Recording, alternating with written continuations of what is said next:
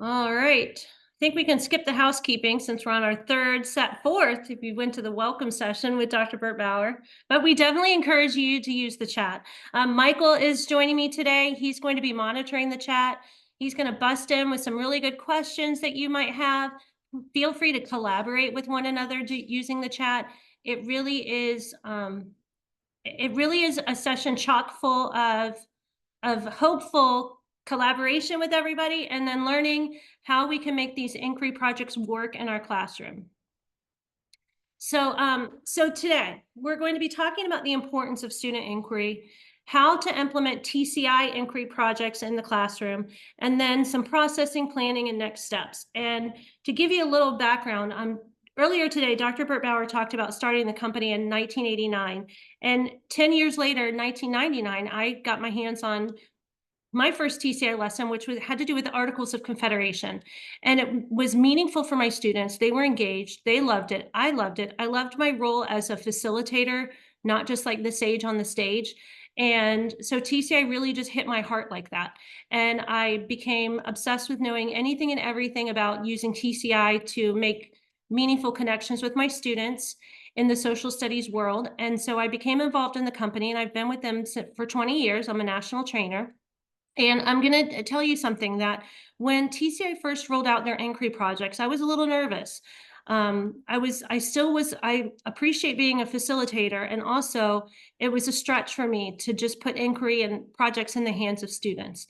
And so what I've done is I've built this session with the knowledge that I bet that some of you are like me, and that you love that your students are at the center of their learning, but you also have some questions about how to use our inquiry projects and hold students accountable and help them be successful. There's a lot of research to support why we use inquiry projects with our students. And the first one is pretty simple, actually. You can use an inquiry project to compact the curriculum to focus on a specific concept of a unit. It can be used to enhance the unit of study. There's some flexibility there. It's an easy way to differentiate student learning experience, and to, most importantly, to empower students to take accountability for their learning. And that's really where these inquiry projects hit to their hearts and fit into that C3 framework. Today, we're going to take a close look at two of the inquiry projects, but there are four embedded in your TCI curriculum: structured inquiry, guided inquiry, embedded action inquiry, and student-directed inquiry. And we're going to talk about what those look like at the different levels as well. But from another high school teacher, Rebecca Burnfin, the hands-on experiential activities make it fun and make students feel like they're not doing work, but they are. These activities lead to inquiry-based projects where students explore multiple perspectives that they may have otherwise glanced over. And I think that is powerful, and what we all want to get out of inquiry projects in our classroom. So the first one we're going to take a look at is structured inquiry. So a structured inquiry is going to be teacher-directed. It's going to be primary sources heavy. It's going to have the kids look at specific things within each lesson and then record their learning on their documents, their inquiry project handouts that go with that, which can be online or also in print.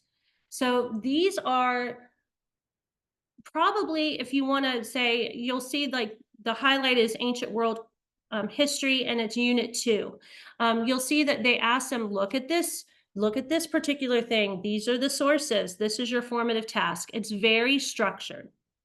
Students do benefit from this, but just keep in mind that this is something that can be easily used to compact, because you are structuring things for them.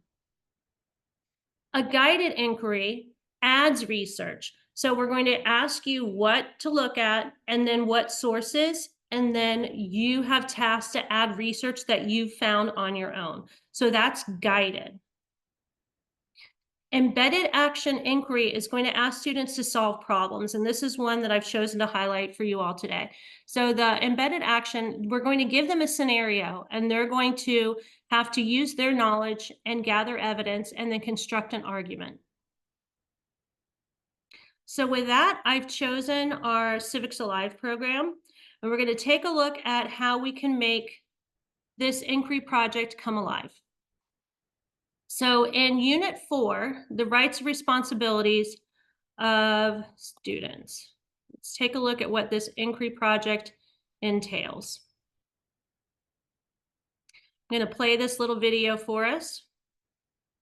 In 1965, students Mary Beth Tinker, John Tinker, and Christopher Eckhart wore black armbands to their Des Moines, Iowa schools to protest the Vietnam War. This violated school district policy, and all three were suspended. The students' families sued the Des Moines School Board, and the case eventually went to the highest court in the country. In 1969, the Supreme Court ruled in favor of the students.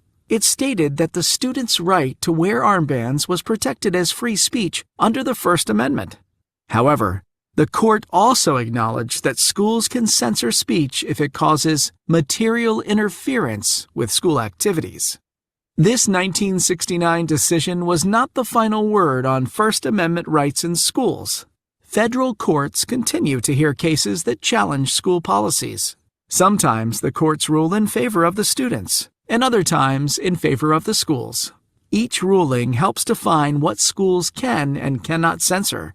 Imagine you're an expert on speech rights in schools. A school district comes to you for advice on whether student speech is protected by law. You and your colleagues consider the scenario presented by the school district and research existing court cases to determine if the speech or behavior should be allowed in school. By doing this, you will help answer the question, what are the freedoms and limits of school speech?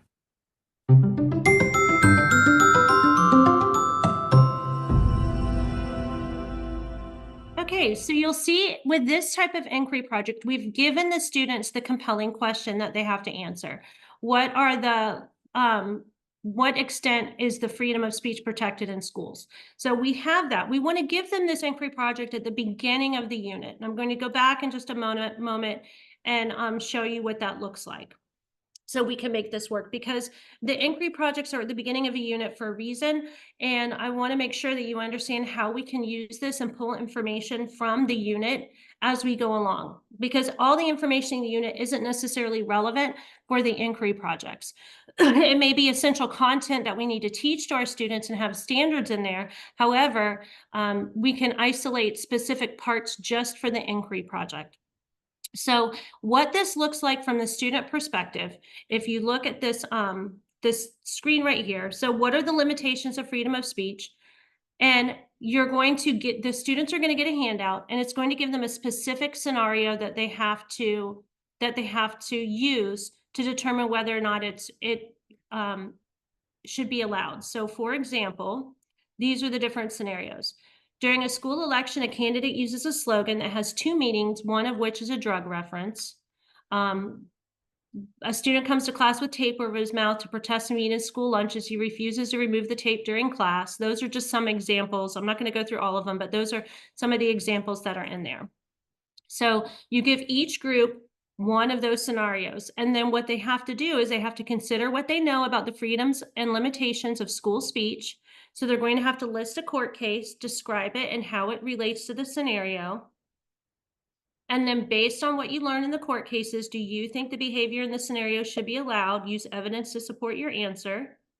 And then write a report on your scenario to give to the class. Your presentation should be, we actually, instead of writing a report, created presentations for this, because it just added more speaking, with in the presentation format.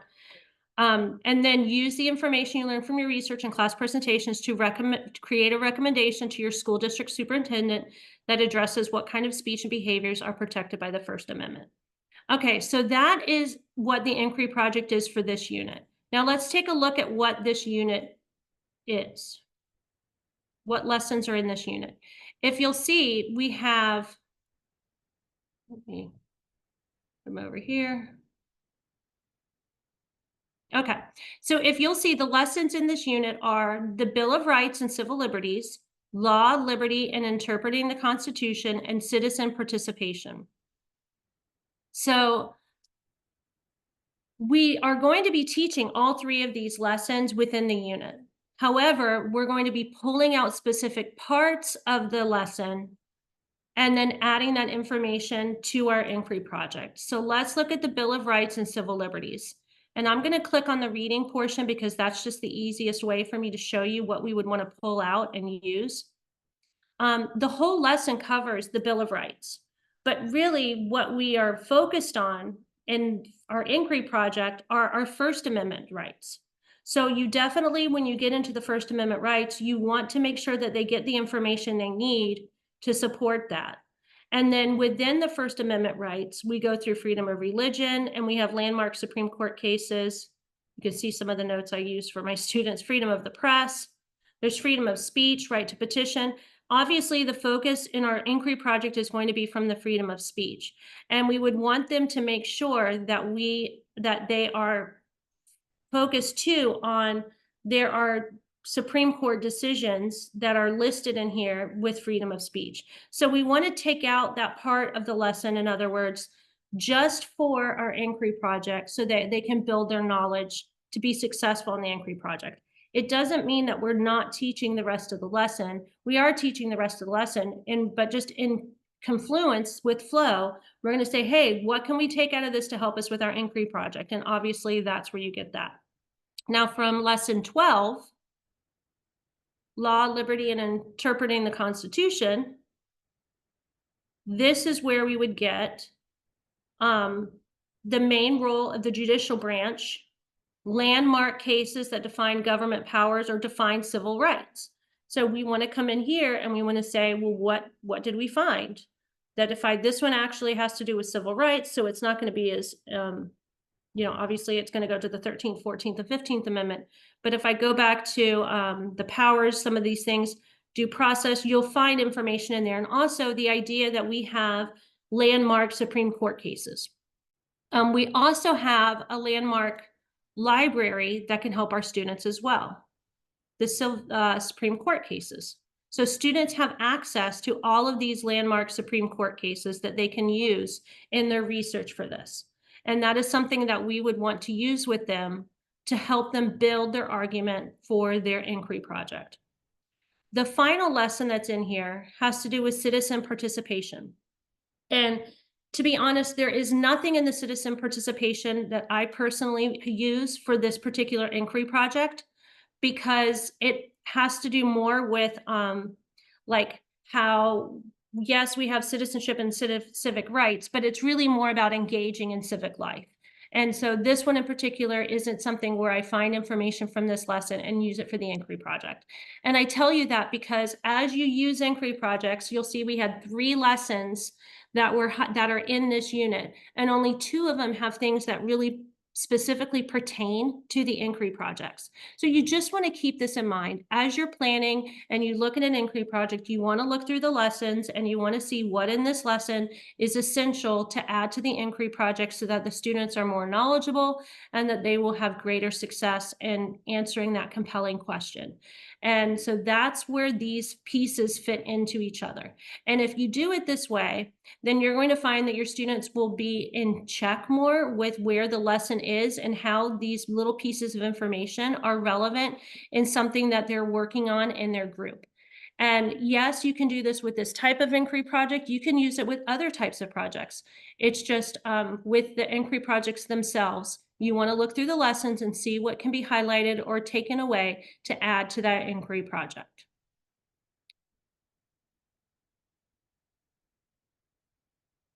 So the next type of student-directed inquiry that I want to spend some time on is open-ended. And you'll find that in our high school programs, a lot of the inquiry projects are open-ended, because at that point, we want our students to create their own compelling questions. And that can be a challenge for the younger grades. It doesn't, all it takes though, is it just takes us spending a little time helping students craft compelling questions that are valuable and worth researching. One of the other pieces that I've come across is they'll do a great job of creating a great compelling question, and then they just want to pop it into Google and like whatever the Google AI comes up with the answer, they think that that's just the answer. And so, so I have a really short lesson that I do with them to say, well, what if I said, what are great incentives for middle schoolers? And I pop that in Google. And then we look at the list of incentives that Google AI creates, and they're like, "Ooh, no, we don't like those." And I'm like, "Well, exactly. You can't trust AI all the time. We have to find out on our own. It takes some research." So just to give you a little heads up on AI and how AI can be very helpful, but also we don't want them to just take their compelling question and throw it in there for the chat. Um, what we do want them to do is we want them to develop their question. And sometimes that requires a mini lesson in what a good question is. And that's okay. That's what we do as teachers. You know your students better than anyone else. And if you need to throw in a mini lesson on how to develop good, compelling questions, then you're more than welcome to. Use disciplinary sources, communicate the conclusions, and then obviously we need informed action at the end. So, how much are we able to know about the first human civilizations? That's an example of a compelling question. And then we can stage the question. Begin by asking and developing questions that are interesting. Give them time to practice this. Give them a few sticky notes or just a blank piece of paper and write down some of the questions that they have about the lessons that they're studying. So in this particular lesson with the ancient world and developing compelling questions,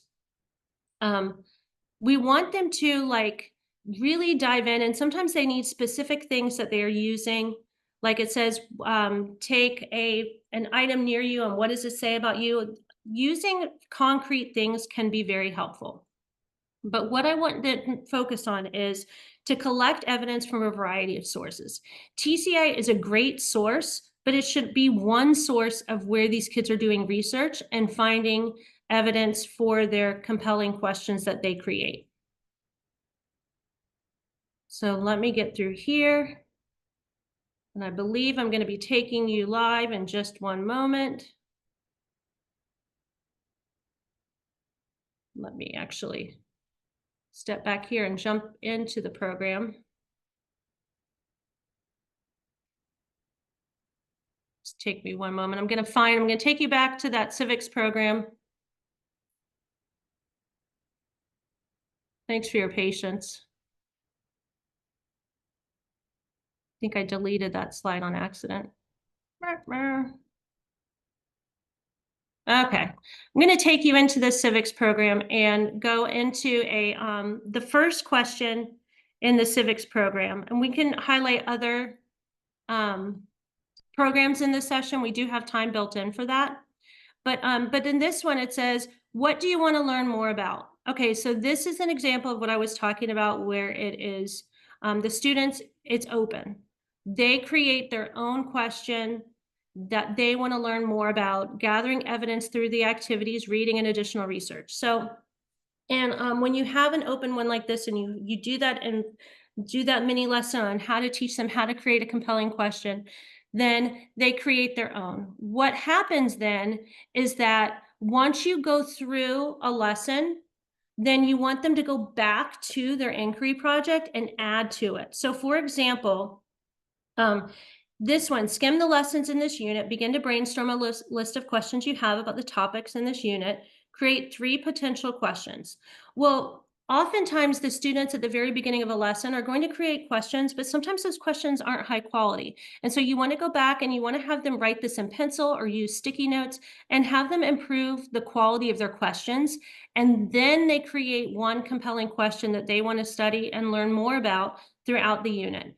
These are the types of inquiry projects that I mentioned are in our high school program. Most of the high school, especially pursuing American Ideals, pretty much every unit has an inquiry project exploring your own compelling question, because as students get older, we want them to be more into their own individual learning when it comes to what they are interested in and holding them accountable to that.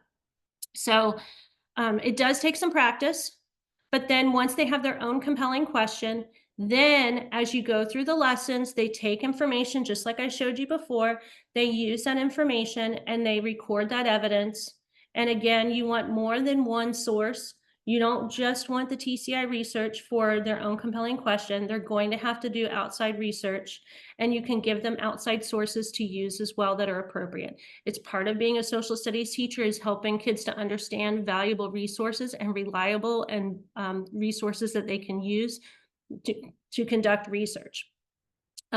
Then this is the part that can be a little bit interesting, because they communicate their conclusion with evidence, and it says summative argument task. And what I found is my kids are like, what do you mean an argument? Because social studies kids in the middle school level think argument is when you disagree with somebody. And you're like, no, an argument is you're making a statement with evidence. And so once they understand that little piece, then they're like, oh, that's all I have to do is summarize my learning and tell why. Absolutely.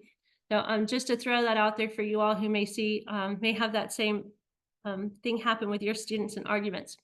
So then you take your findings. What can you do? Brainstorm ways that the information you learn connects to your school, community, or state. So now we're thinking, what can we do with this information? We have this information. Part of civic responsibility is making a difference in the world around you. So sometimes we say, think about community service and what kids do. Well, they can also, this is a step in the direction of community service. Brainstorm ways you could use the information to improve your school, community, or state. Brainstorm ways you can get engaged. How can you be a leader to enact change? So these inquiry projects are about creating better citizens in our society, more complex thinkers. And we have a toolkit that I'm going to share with you in just a moment that will help you with this. So we don't just throw inquiry projects out there and just leave you to create and put them all in there yourselves. Another example, I'm going to go into Geography Alive, Regions and People. For those of you who have this program, you'll see that when I click on the first one, the geographic inquiry, conduct an inquiry to answer a compelling question about world geography. So there's another example of that. You can see what the inquiry projects are in any curriculum if you go up to the unit lesson and you just click on the unit name and title. And it will tell you, watch a video, explore a compelling question of your choosing. So you'll see that the geography program has a lot of these as well. Let's take a look at the United States history program. I told you American Ideals has mostly creating your own compelling questions. Let's take a look at what the U.S. history program for middle school has.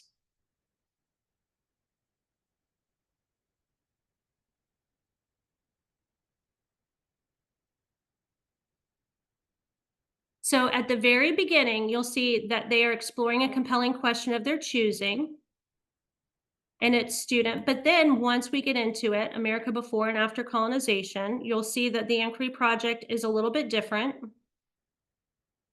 We give them the unit's compelling question. Did the benefits of European colonization outweigh the costs? Then complete a structured inquiry. So remember, structured inquiry is when we're giving them specific sections or to read about and to take information from, so that they can then gather evidence and write an argument that answers the question by the end of the unit. And then for unit 3, remember, if you want to know what the inquiry project is, you just pull up the unit number.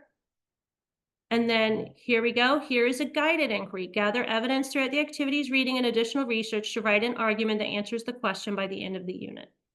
So we're giving them a little bit more freedom with the guided. Structured, like it is intended, is the most structured of them. So if you're just starting off brand new with these inquiry projects, I would say let them start creating some questions, because you want to know where they are. And then give them a little bit of freedom with that, and then see, well, how would you find the answer to that? And let them practice that. And then the structured inquiry, for those of you that are a little bit more leery of like letting go, they have every step of the way already developed for the students. So that might be the way for you to go to. It just depends on what your comfort level is. So, but there are different types of inquiry projects with most of our curriculum. And again, at the high school level, we want them to create their own their own. I'm going to jump into the Hey, Amy, government alive. Yeah, you're getting a couple of questions in chat, and maybe you can give some examples. sure. Teachers are asking or saying that their biggest struggle is trying to get students to create and come up with questions on their own. It's tough. How do you best support that? Okay, that is a great question. And I actually, I'm not sure. I had some slides that I took out because of time. But basically, here's what you want to do. Um, you want to model for them what a good, compelling question looks like, and you want to give them a non-example. So, for example, a non-example would be who who founded Rome, right? Because like that's pretty well, you could say mythological and historical, so maybe that one's a little tricky. But who's the 47th president of the United States? Like that's just a one answer question. So you want to make sure that it has to involve research and different levels. And what we do is at my school, we practice that. So we practice, they create a question, then we go through the model, what can make this even better? Then they share with their partner, they share with their group, they share with other people. How can they make that question even better? I completely understand. And it's also why I mentioned when they create their own question at the beginning of the civics program. And that's really where I learned a lot about myself and where my students' needs are. And I'm right there with you. They do need guided help in creating those questions. So that's why when they create three, my students sometimes need more motivation when they look through and kind of preview the unit. They kind of look through and like, oh, this is what we're doing. No, wait, take a look at that picture. What do you think is going on? Create three questions, write it in pencil or put it on a sticky note, and then they come back and they try to make them better. And then sharing with other people and modeling for them. So maybe the first time you do an open-ended where they create their own compelling question, maybe you give them a choice of 5 to 10 questions that they'll be able to research within the unit and find answers to. But I do agree with you, and our students do need help. I think we've taught them so much into a box that they're afraid to think outside of the box and what they're really interested in. And that it can be academic and it can be valuable and they can own that. Once they get that, then they really are good. You really just need that mini lesson and then some guided practice. And you will still have about a third of your students who need a little extra assistance. And those are the ones maybe in terms of differentiating that you give them five or 10 questions to choose from. I would say 5, no more than 5. 5 questions to choose from. And then maybe they tell you why they're compelling or how they had to use different research to get there. Also, think in terms of inquiry project is if you're starting from the beginning, give yourself some time and some patience to get through this because it took me probably 2 to 3 years to really feel comfortable implementing inquiry projects in my classroom to the level where I feel like they're benefiting and they're able to create that sense of accountability and autonomy of being responsible for their own learning. So with that being said, give yourself some grace and also it's okay to help them. It still is okay. It's okay to help them. And for the kids who do need more motivation, then it's probably because they're afraid to take that risk and offer up something that they are interested in. And so giving them those list of 5 questions might give you over that hump. So, and with the structured inquiry, the questions are already there and guided and researched. So maybe focus on those, but hopefully that's some helpful information. Looking at Government Alive, these are fun because the political inquiries that come out of this are pretty cool. Although most countries identify as democracies, a 2018 report shows that global freedom is declining. Students act as members of the U.S. Department of State to provide a foreign policy recommendation. So they have some sort of taking on the role of experts on speech in schools.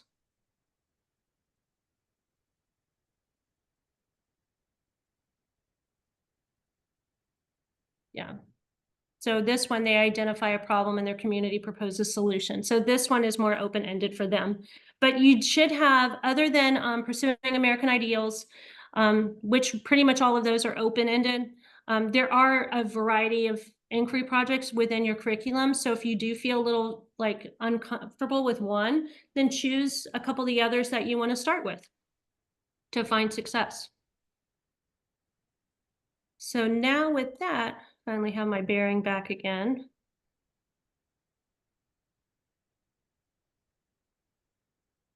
So think too, like if they're just practicing asking questions at the very beginning of the school year, ask them what they have, what questions they have about your classroom, or about what they're going to learn this year, or about you, or about the rules. And if you get them to start asking questions, then they feel more comfortable with that too. I'm going to skip ahead because we already went through these. Keep in mind that we definitely want them to communicate their conclusions. We have to put time in for that. It's not just about doing the research, it's about communicating the conclusions that they found. And it is about taking action and what they can do next. But I definitely want to give you this information. So in our curriculum, we have toolkits to support inquiry. We have a critical thinking skills toolkit, and we have a doing democracy toolkit. And it helps them find better evidence when they're reading and also communicating that evidence and taking action. So both of those toolkits are in all of our curriculum, and they're really helpful in supporting your inquiry projects and the process in your classroom.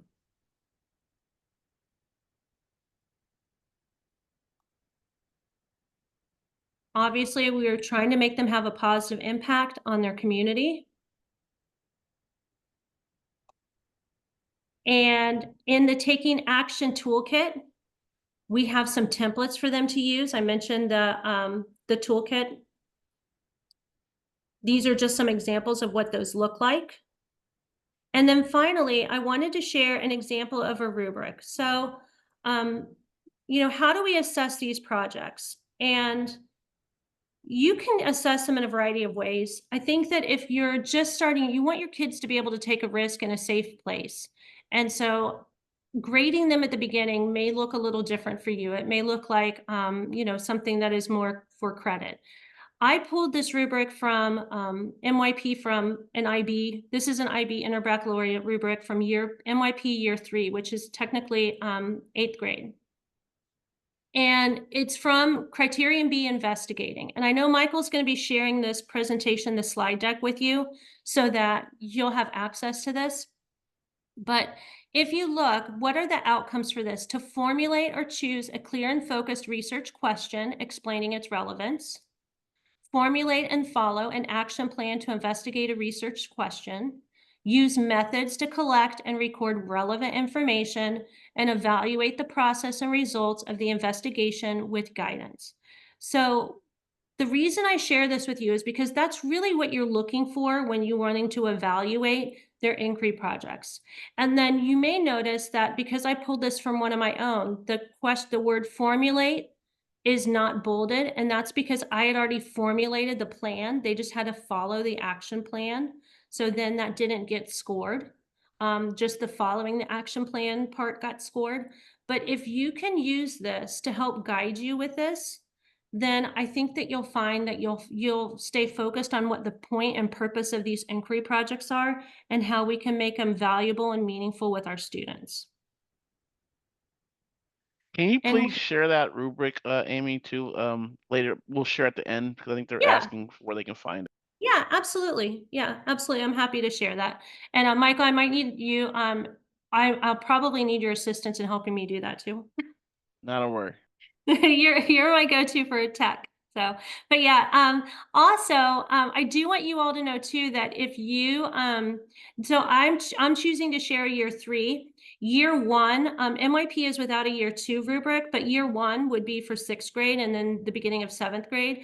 And that rubric is more guided. So like, for example, they wouldn't have to they formulate and choose a clear question, but they don't have to explain its relevance.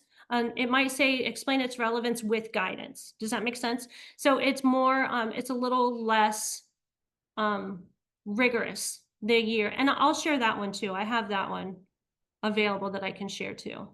But yeah, so I just pulled these from the IB and I thought this is perfect because this is really, we are assessing them on their ability to investigate.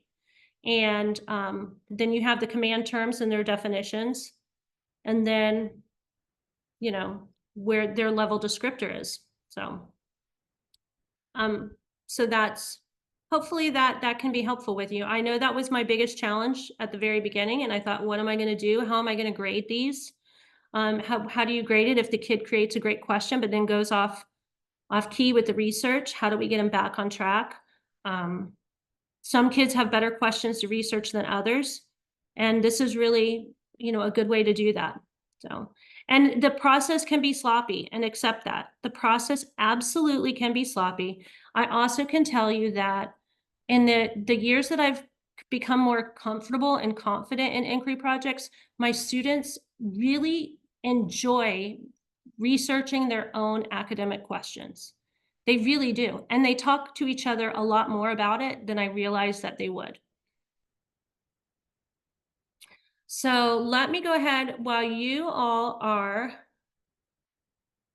okay, yeah, so share the taking action toolkit. Okay, so let me, I'm gonna use this opportunity to get this rubric over to you all.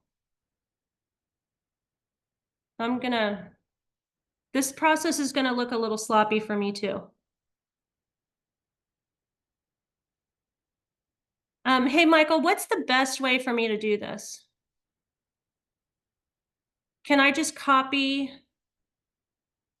Let's see if I can do that. If I can just copy it and put it in the chat. I think you're gonna need the website you got it from. So if they can just hang Oh, out a little bit yeah. after, we can Yeah. add it then. And Yeah. we're gonna add the other toolkits as well. Okay. Thank you, Michael. I appreciate that. Thank you all for that. Yeah. That's probably the best way to do that. So is there another program that you would like for us to look at for the inquiry projects? Is there a specific type of inquiry project that you want us to take a look at? We're happy to do that. We have a little bit of time, and we've built in that time because showing people what inquiry projects are about, takes less time than actually, you know, diving in and getting to the nitty-gritty. 7th grade history. Okay, so in 7th grade history, is 7th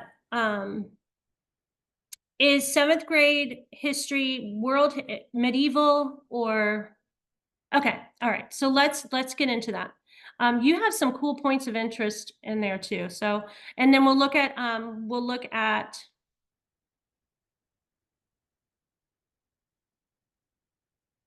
the geography program too. I might have to add medieval to let me add medieval real quick to my programs, and then we'll jump into those for you.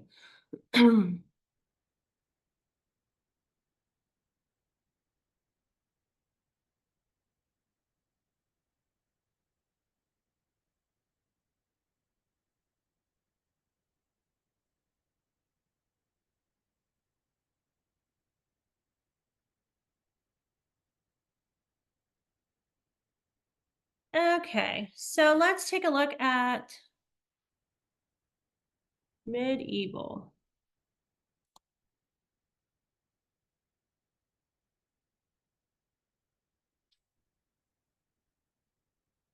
So at the beginning of the medieval Europe,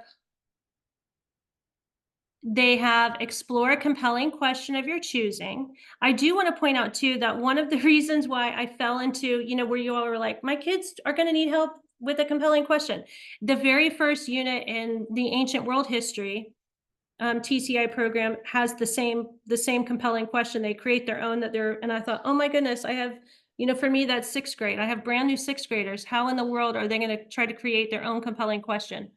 So, Okay, the second unit in medieval world history, explore the unit's compelling question, how does culture spread around the world, and complete a guided inquiry. So they're gonna gather evidence and add additional research. Let's see what this is. So this is what a guided one looks like in the medieval program. So review the compelling question, brainstorm anything related to this topic you think you already know, and list other questions you have. That'd be a great opportunity for them to do it themselves and then do a little walk around the room, a little hand up, stand up, pair up. If you're using a Kagan structure, or just a think, pair, share, and get some more questions out of them. And then here's our supporting question 1. And then what you want to do from the teacher end before you do this is you just want to make sure you go through the lessons in this unit and you pull out the information that they're going to need to be successful for this. So you want to make sure you know which lessons have how can war and trade contribute to cultural diffusion, so that you can support them and say, oh, look, we found this information. And what other source can we use to find evidence? It's okay to start with TCI, but we need to help kids find other sources that are reliable. So that's an example of the second unit in medieval Europe. Let's look at medieval China and see what is in there. And then I'm going to jump over to geography. Yeah, this one. Then let's see what this one is. Okay, so again, here's another example of explore the unit's compelling question. And then this one is an embedded action inquiry. So they're going to gather evidence throughout the activities, reading, and additional research to write an argument that answers the question by the end of the unit.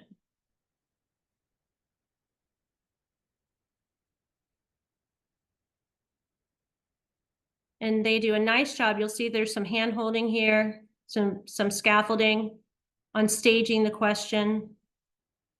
So I think one of the things too about TCI is they're pretty intuitive. They listen to teachers, and when teachers want help with the inquiry projects, they've definitely evolved them over time.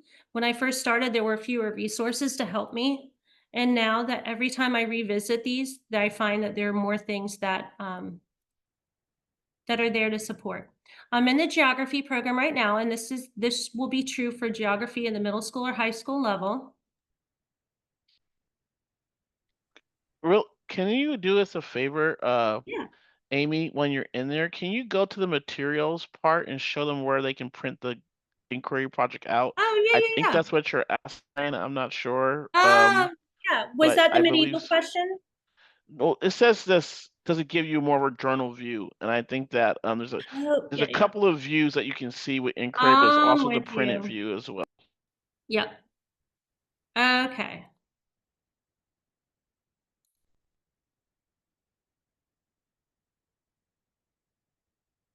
Okay, so we're currently in the geography program, but this is going to look similar with all of the programs. So the print version, if you wanted to see what does the print version look like with these inquiries. So you'll see that it break for all of them, regardless of irregardless if it's structured, guided, it's going to give them different steps. So for example, developing a compelling question. This one is going to look different because it's unit 3. In unit 1, they give them, hey, write 3 questions. But now we're expecting them to develop a compelling question on their first time around, which they may not be ready for that. That's okay. You can still support them. But you'll see that we start to ask them, does it express a problem or question? Is it open-ended and complex? Does it have enough meat that's worth digging into? Can you propose a hypothesis that attempts to answer it? And then what are some supporting questions that can help you with your compelling?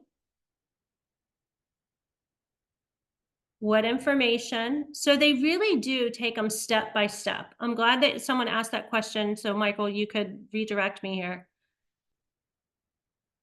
And it is, it's not something that you say, oh, here you go, and you're going to do all 6 steps on your own. you are going to help them, through each step and make sure that they're finding success with this. And then with unit 3 that I pulled, you'll see where this fits in. We have our inquiry, and then these are the lessons within that unit. So, And just to let everyone know, I've added the toolkits for democracy, toolkits for taking action, develop and thinking critical thinking skills that has framing some questions for some of the compelling questions, and also the IB. I found the IB link PDF online for oh, you as well. So thank you, link all Michael. the things, all the links should be in there. Thank you. Very helpful. Very, very helpful. Yeah. Amy, How, I yeah, was go just ahead. gonna say, if you can go to support, I know there's a lot of Mhm. questions about how do we help them create compelling questions. Mhm. If you go to support and then you go to social studies skills, Mhm. you passed it. There it is. Yeah, and you scroll down to keep scrolling down to developing. Yeah, and pull that up. Mhm. There's a framing questions to research. So I will say that I know for a fact, everybody, in our 4th edition, we are adding a video to help students come up with compelling questions, because we know that's something that teachers have been asking for. So Yeah. our next edition, we are addressing that, but obviously until that comes out, this is a toolkit that you can maybe use to kind of help students learn Mhm. how to develop questions for research. Mhm. So it's just, it's the best support that I feel that we have in our program. There's obviously some stuff that's you can probably find online as well. But as far Yeah. as our program, this is a good help to help you support as well. And I've Mhm. added that. That is in one of our links. Oh, that's great. Thank you. I remember I pulled this actually, but when I was researching how am I going to help my students, which I ended up using something different, but this is really helpful, very helpful. And it's true. And honestly, just getting them to ask questions is something that is so important in our world today. And the inquiry project, somebody asked, how often do I do them in a unit? I start off the unit with them, and then we just build on them throughout the unit. So I use an inquiry project with every unit I teach. And the quality of them or how much time we spend with them is going to vary, um, because I'm just like every other classroom teacher. I'm strapped for time. And at the same time, my kids really enjoy them. They enjoy having something that like is their own and is different from everybody else in the room when it's open, or when their group is working to find, like to be the analyst the lawyer that reports back to the school district about the limitation of freedom of speech. They really like that when I teach 7th grade civics too, and ancient world history in 6th grade as well. And they get into them, and I think it's because it's they can make it at their own level and it's authentically their own. And so if we can develop a rubric or find a rubric to help assess them, so we feel like we're holding them accountable, but also they're finding success with their own questions and researching what they can find on their own. I think that's the difference that they've made in my classroom. So with that being said, um, the professional development, I'm sure you've seen this in the other sessions. And you can stay on top of the latest TCI product updates in our Teach TCI website and your product, your TCI Facebook group, and social media. We're on there all the time. Teachers are really collaborative. They ask great questions about how to tweak lessons, how to make them their own. And the other teachers who chime in are very supportive. We also have TCI moderators that work those um, social groups, so you can get a lot of good information there. We have an in-app professional development created by Brian Thomas and supported with the team. And the great part about our in-app professional development is that you can start it and then stop it and come back to it, and it saves your progress. I find that to be really I helpful. wanted to add our Instagram. We're always having these competitions where to find where our llama's at. So it's a way you Yes, can also win yes. prizes. So if you join our Instagram, you find these different ways, and if you're good at geography, it's a good way for you to win some prizes as well. Yeah, thank you. Yep. And if you share one thing you learned from your favorite session and use hashtag TCI Summit 25, follow us on Facebook or Instagram, you can win a llama. He's really cute. And you can also win a $100 gift card. And before I skipped over our one slide, our reflection slide. Okay, so I hope that we have kept you in the 1 to 4 range. That was our goal today, to like get you into some of these TCI inquiry projects. What do they look like? How can we implement them without the stress of the 5 and the 6? Sometimes it may seem a little overwhelming, I promise. And just like Michael said, TCI listens to teachers. The more teachers that are using the inquiry projects and want support to implement them, the more TCI is going to respond to that and give us what we need to be successful with them. But just keep in mind that sometimes these inquiry projects can be messy, and that's okay. It's okay. It's a good kind of messy. It's students being responsible for their own learning, and that's the beauty of that.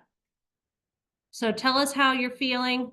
If you're at a 5 or a 6 and you want to stay on a few minutes afterwards, I promise Michael and I can talk you off the ledge. Which we don't have any of those, yeah. So that's good news. And thank you.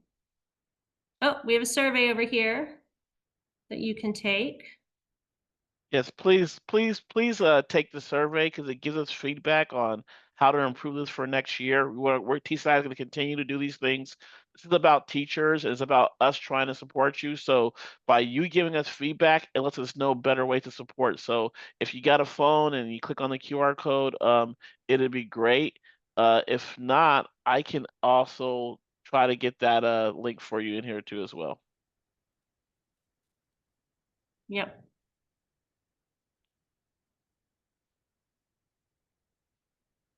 And I just want to say thank you to everybody. Yeah, Michael, can you find the year 1 rubric Yeah, too? I'm gonna work on Oh, that right now. perfect. Yep, I Um, gotcha. and your certificate for today's sessions. If I'm not mistaken, and Michael, you may know the answer to this. It's Um, gonna get emailed to them, I yeah. believe. Mhm. Yes. I will get the link to the survey, and I will also get the link for the rubric as well. You're awesome. Thank you so much.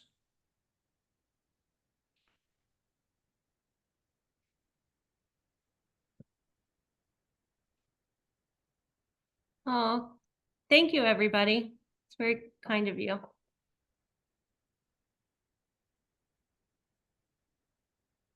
So here is the year 1 rubric, Thank you, Michael.